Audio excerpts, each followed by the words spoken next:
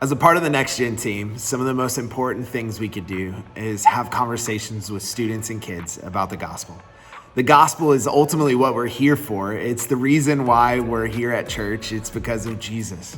And we think that's super important. And this video is going to help you walk through that with kids. So why the gospel? Well, the gospel is important because Jesus tells us in the Great Commission to go make disciples. And we as Southside heavily care about that, making disciples.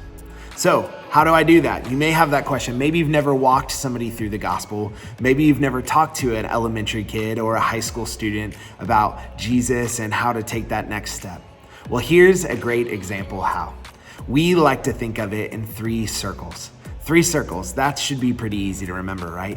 Well, the first circle is this: God rules. And what do you mean God rules? Well, the Bible tells us that God created everything, including you and I. And not just that he's in charge of everything. That's the first circle. God rules. The second circle is this: our sin. You see, our sin is this matter of we are all choosing to disobey God. This is easy. You could teach this to kids, right? We didn't have to go to sin school. They knew what it was like to hit their brothers and sisters and to lie and to disobey. This is something you don't have to teach us. We all sin, and the Bible tells us we were born with sin. Well, the Bible calls this sin disobedience to God. And ultimately, it separates us from God. And eventually, because of that, we deserve God's punishment, death. That's the second circle, sin. Well, the third circle is good news. The third circle is Jesus gives. Jesus gives. We couldn't earn a relationship with God because of our sin. There was no amount of good we could do to have a relationship with God. But this third circle is so important because God cared for us so much that he gave his one and only son to die on the cross for you and I. That doesn't mean just us adults.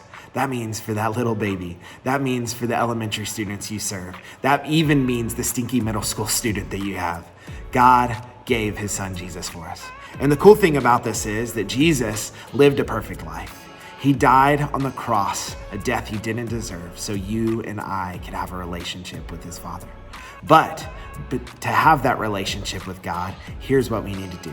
The Bible tells us we need to believe that Jesus is the way, that Jesus is the only way to have a relationship with God. That through Jesus and what he did on the cross, we can have a relationship with God. And that connection that was broken because of our sin can be remade.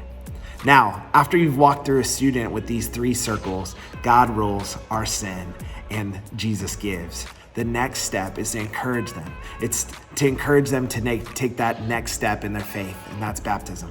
Baptism is the way that we show the people around us that we believe in Jesus, and we say that we are going to follow him with our heart and with our actions.